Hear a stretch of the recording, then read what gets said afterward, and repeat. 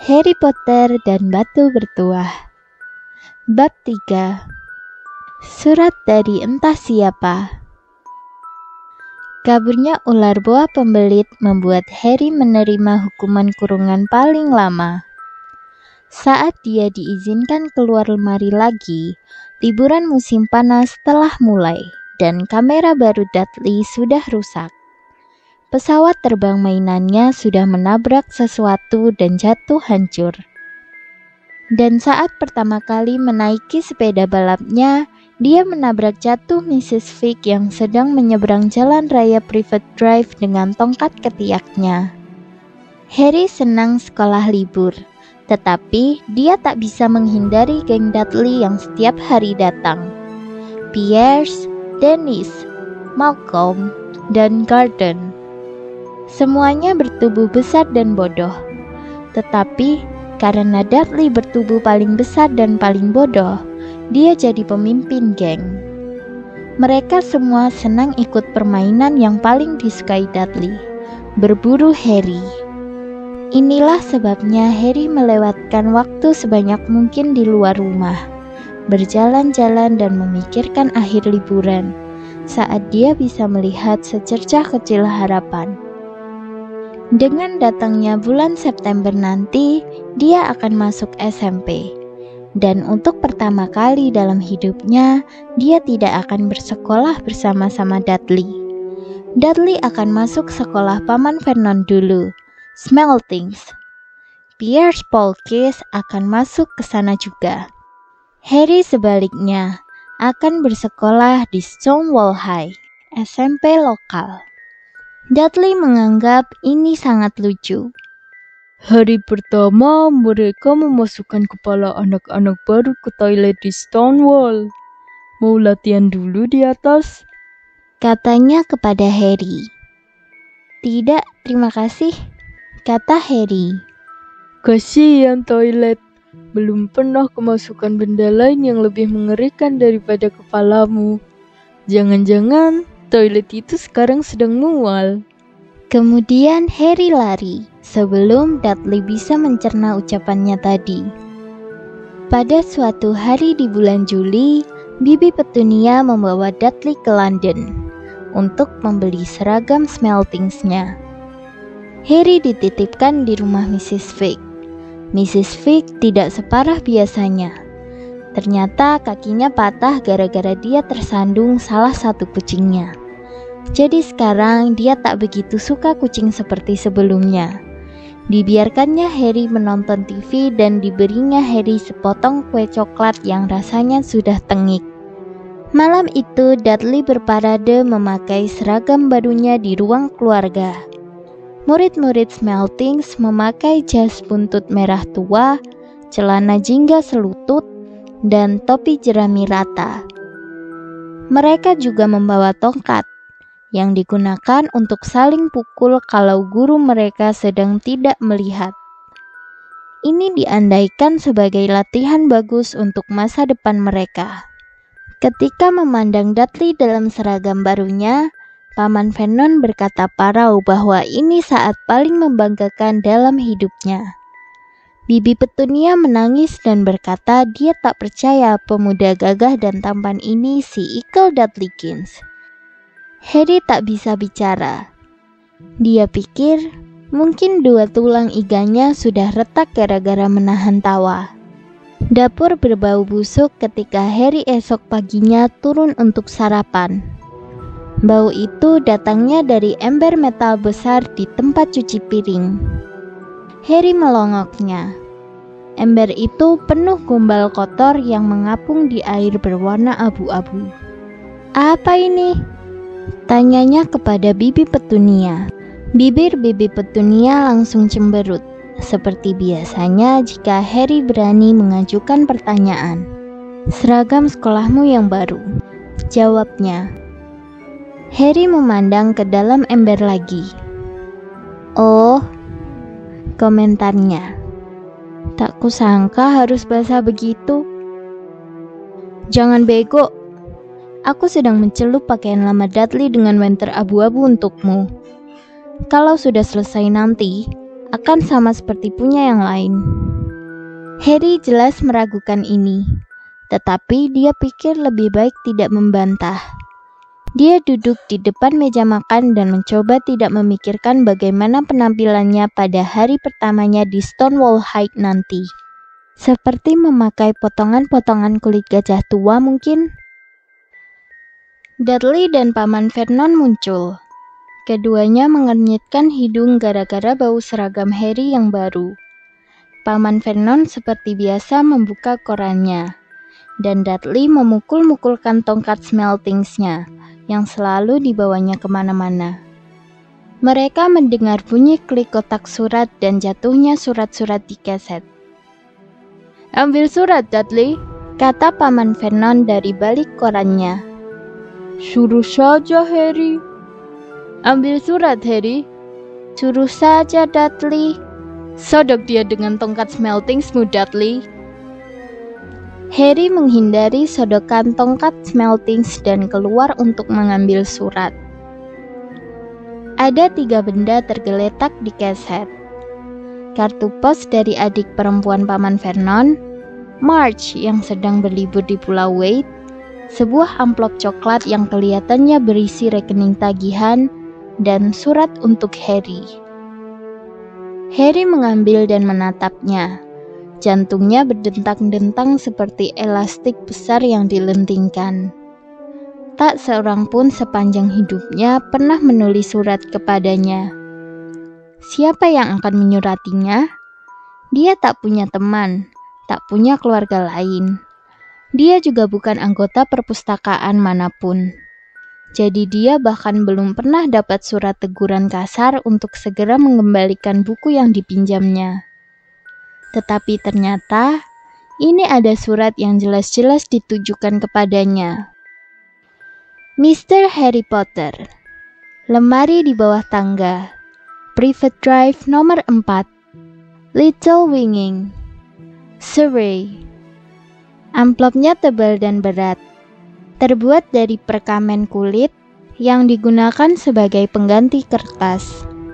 Warnanya kekuningan dan nama serta alamatnya ditulis dengan tinta hijau zamrud. Tak ada perangkonya. Membalik amplop itu dengan tangan gemetar. Harry melihat segel ungu bergambar lambang huruf H besar yang dikelilingi singa, elang, musang, dan ular. "Cepat sedikit, Harry," teriak Paman Vernon dari dapur. "Buat apa kau memeriksa? Kalau ada bom surat." Dia menertawakan leluconnya sendiri. Harry kembali ke dapur, masih menatap suratnya. Diserahkannya tagihan dan kartu pos pada Paman Vernon. Lalu dia duduk dan pelan-pelan mulai membuka amplop kuningnya. Paman Vernon merobek surat tagihan, mendengus jijik, dan membalik kartu pos. "Marge sakit, makan kerang aneh." Dia memberitahu Bibi Petunia. "Dad!" Mendadak Dudley berkata, "Dad, Harry dapat apa tuh?" Harry sedang akan membuka lipatan suratnya, yang ditulis di atas kertas perkamen tebal yang sama dengan amplopnya, ketika tiba-tiba surat itu disentakkan dari tangannya oleh Paman Vernon. "Itu suratku," kata Harry, berusaha merebutnya kembali. "Siapa yang menulis padamu?" Seringai Paman Vernon, sambil mengibaskan surat itu dengan satu tangan agar membuka, dan melirik isinya. Wajahnya berubah warna dari merah ke hijau, lebih cepat daripada lampu lalu lintas. Dan tidak berhenti di situ. Dalam sekejap saja, wajahnya sudah putih abu-abu seperti bubur busuk. "Petunia!" gagapnya. Dudley berusaha merebut surat itu untuk membacanya, tetapi Paman Vernon mengangkatnya tinggi-tinggi hingga jauh dari jangkauannya. Bibi Petunia mengambilnya dengan ingin tahu dan membaca kalimat pertamanya. Sesaat kelihatannya dia akan pingsan. Dia memenggangi lehernya dan mengeluarkan suara seperti tercekik. "Vernon! Oh, astaga!" Mereka berpandangan, tampaknya lupa bahwa Harry dan Dudley masih berada di ruangan yang sama. Dudley tidak biasa diabaikan. Diketuknya kepala ayahnya keras-keras dengan tongkat smeltingsnya. "Aku mau membaca surat itu," teriaknya. "Aku mau membacanya, karena itu suratku," kata Harry marah. "Keluar kalian berdua," kata Paman Vernon parau, seraya memasukkan kembali surat itu ke dalam amplopnya. Harry bergeming. "Aku mau membaca suratku," teriaknya. "Sini aku lihat," Dudley memaksa. "Keluar," gerung Paman Vernon. Dicengkeramnya kerah baju Harry dan Dudley dan dicampakkannya mereka ke lorong. Lalu dibantingnya pintu dapur menutup. Harry dan Dudley segera berkelahi seru tanpa suara, memperebutkan siapa yang boleh mendengarkan lewat lubang kunci. Dudley menang, maka Harry kacamatanya tergantung pada satu telinga, berbaring tengkurap untuk mendengarkan dari celah antara pintu dan lantai. "Vernon," Bibi Petunia berkata dengan suara gemetar. "Lihat alamatnya.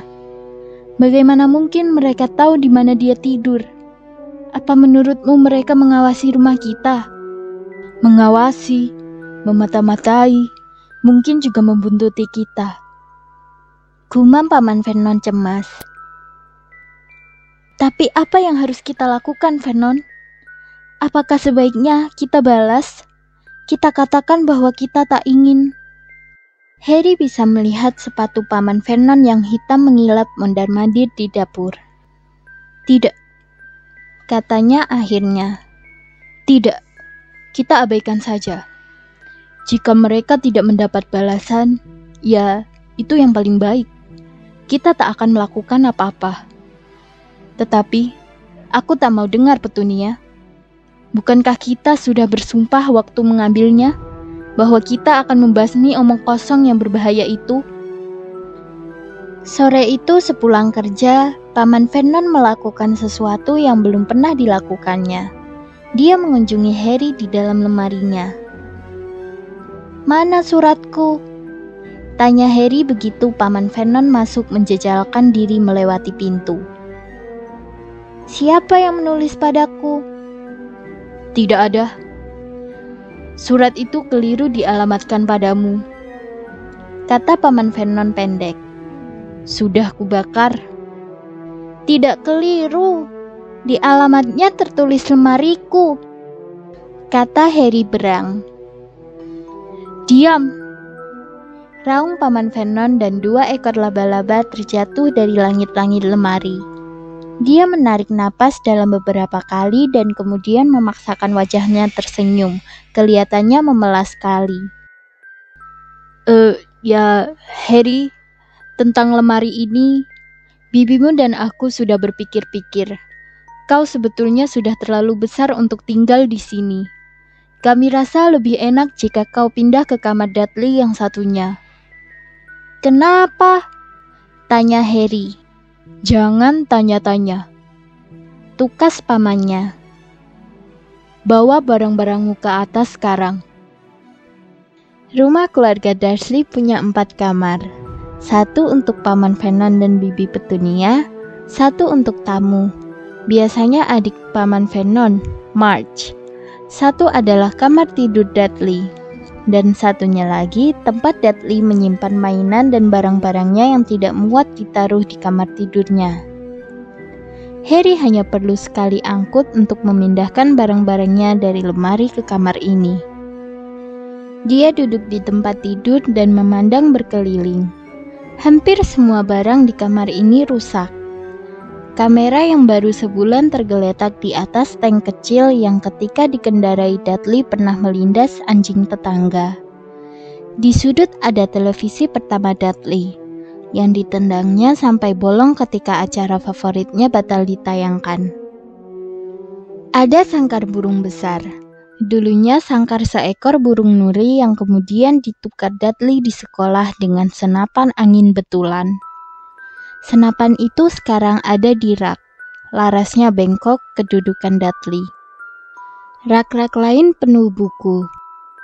Hanya buku-buku itulah yang tampaknya tak pernah disentuh. Dari bawah terdengar Dudley berteriak-teriak kepada ibunya. Aku tak mau dia di sana. Aku butuh kamar itu. Suruh dia keluar.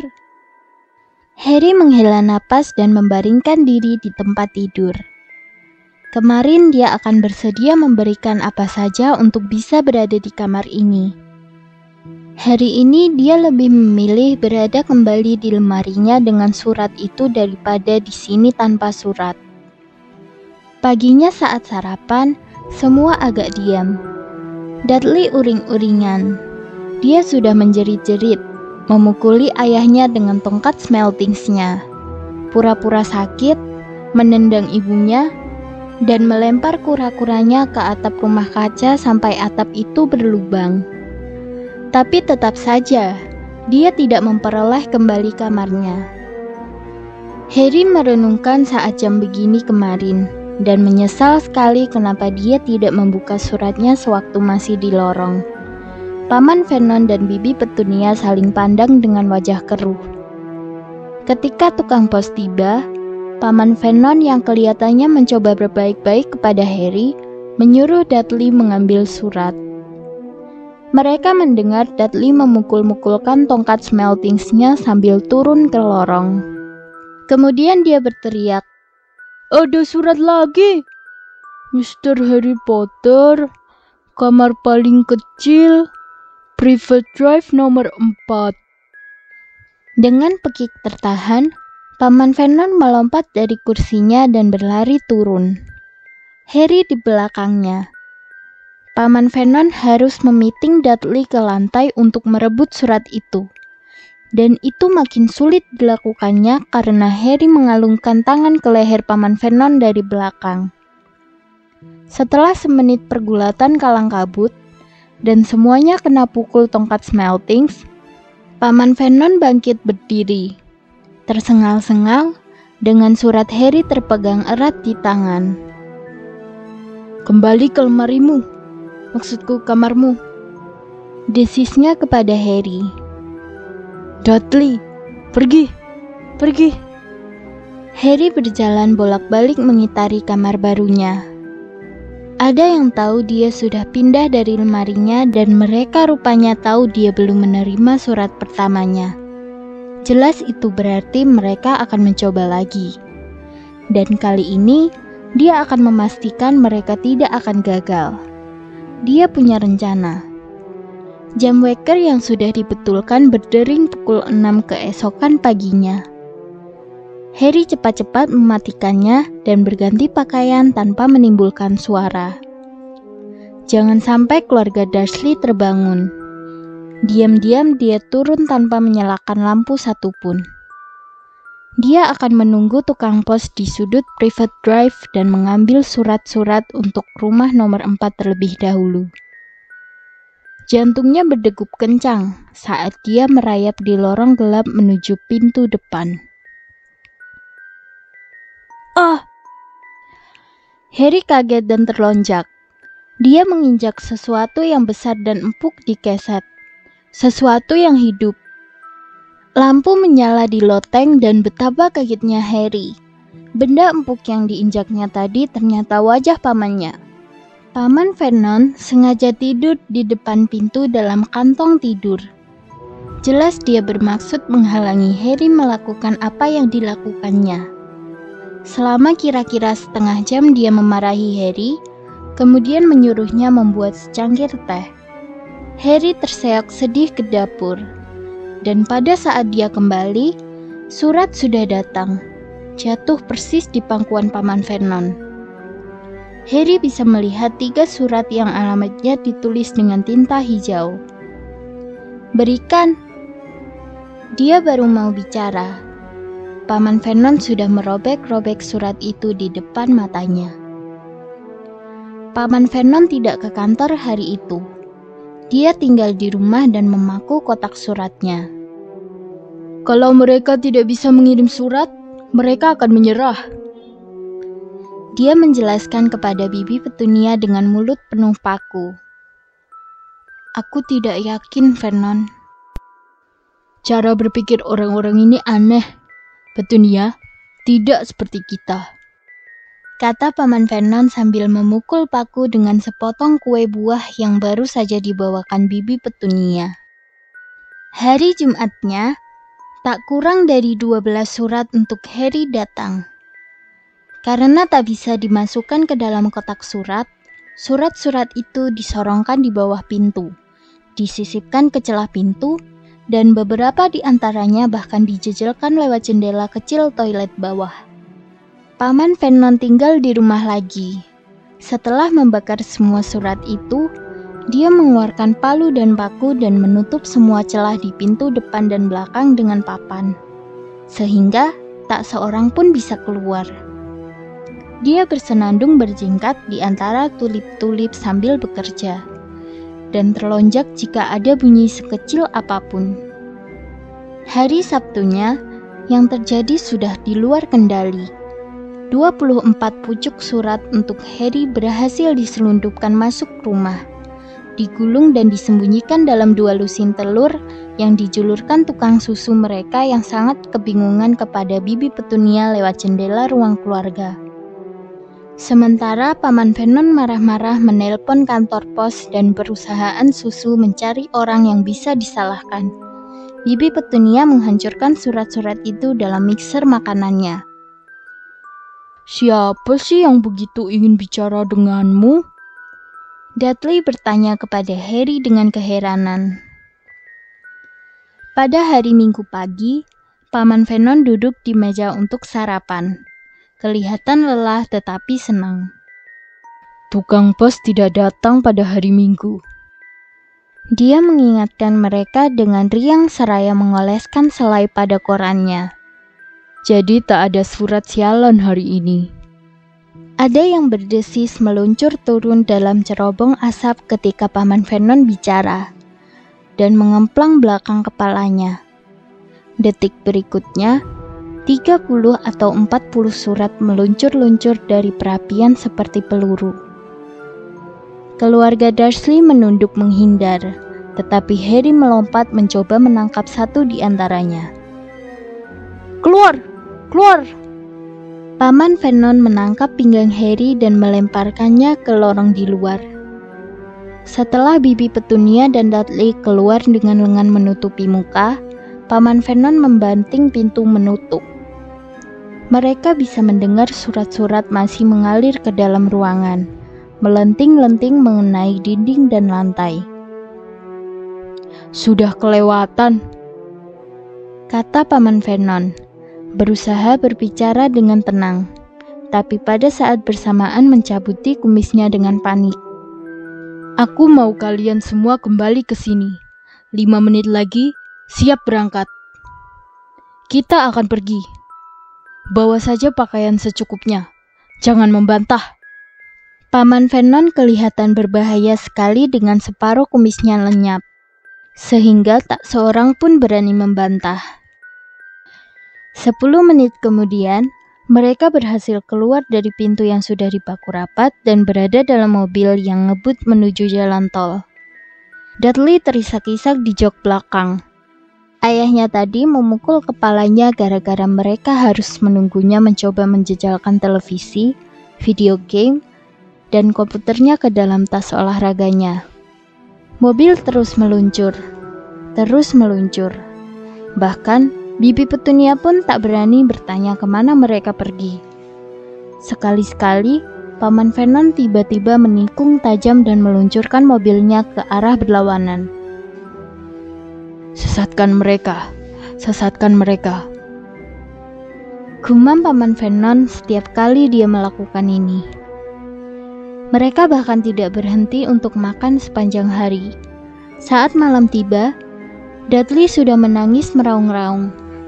Belum pernah dia mengalami hari seburuk ini. Dia lapar. Dia tidak bisa menonton 5 acara televisi yang ingin ditontonnya. Dan belum pernah dia melewatkan waktu selama ini tanpa meledakkan alien di layar komputernya. Paman Vernon akhirnya berhenti di depan hotel suram di luar sebuah kota besar.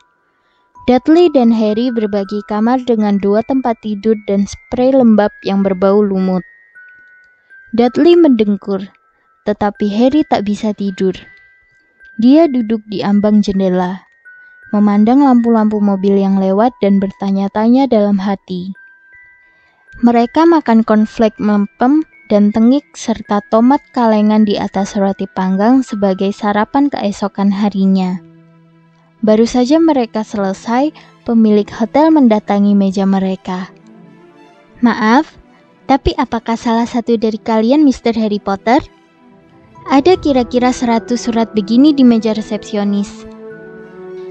Wanita itu mengangkat surat itu sehingga mereka bisa membaca alamatnya yang ditulis dengan tinta hijau. Mr. Harry Potter, kamar 17, Hotel Railview, Cogsworth. Harry mau meraih surat itu, tetapi Paman Vernon menampar tangannya. Wanita itu terbelalak. "Akan saya ambil," kata Paman Vernon, cepat-cepat berdiri dan mengikutinya meninggalkan ruang makan.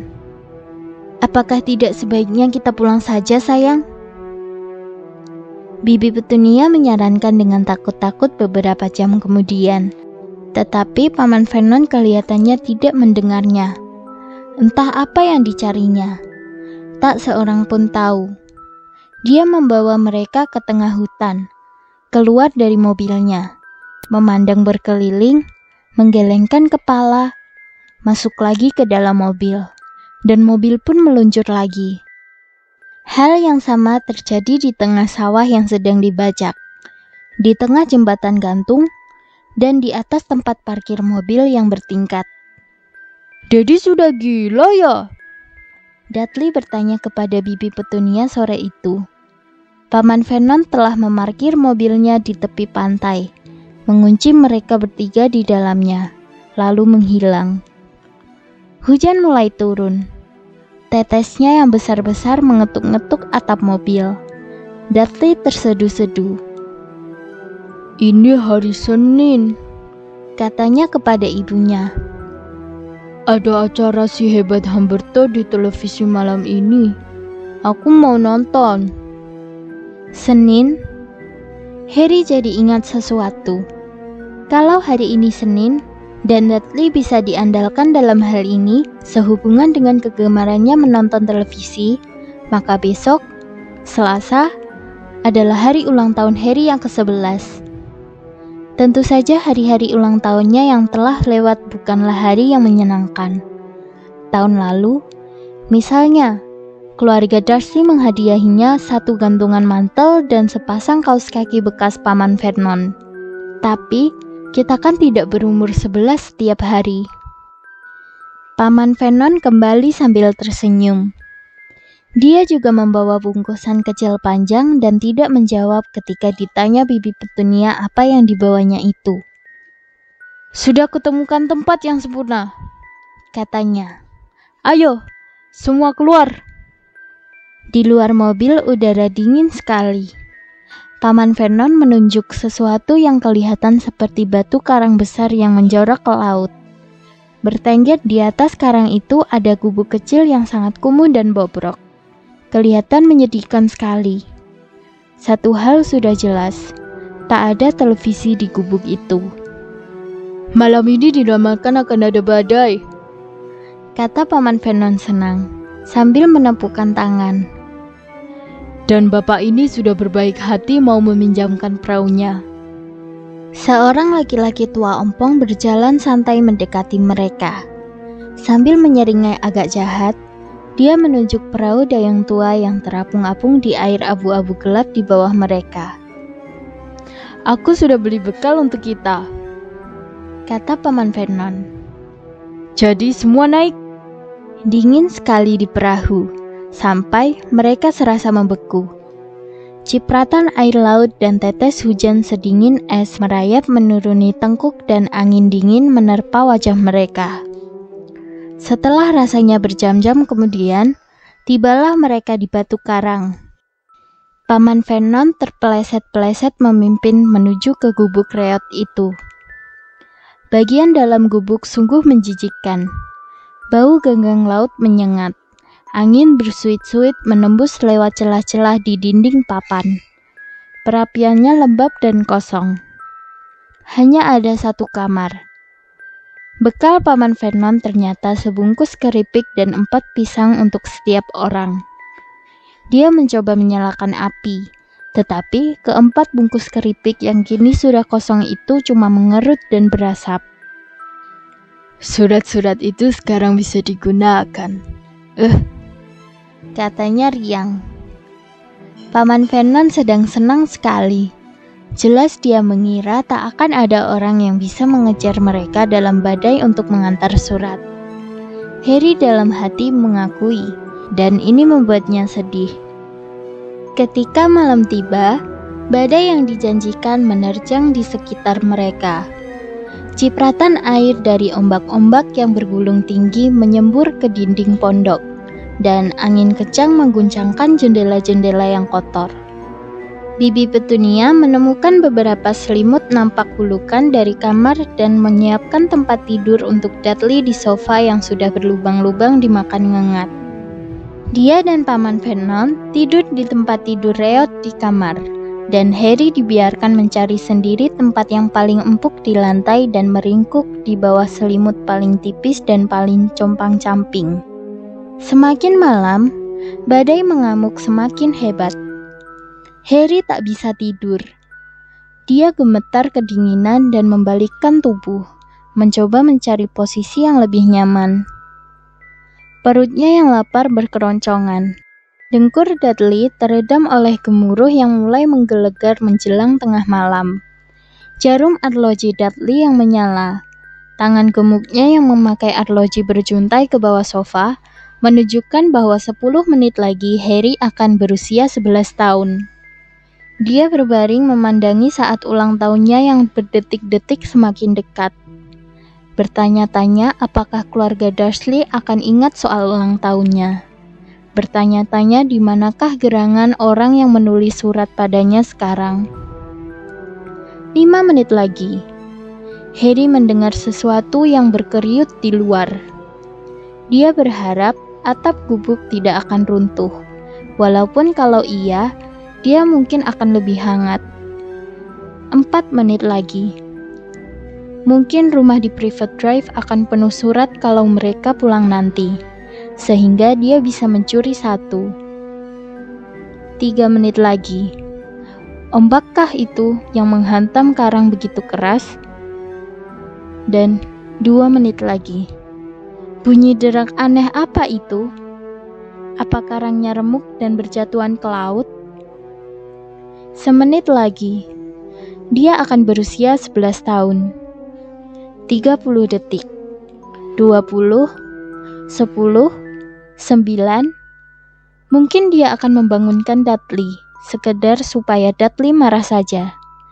3, 2, 1. Boom! Seluruh gubuk bergetar, dan Harry langsung duduk tegak memandang pintu. Ada orang di luar pintu, menggedor-gedor mau masuk.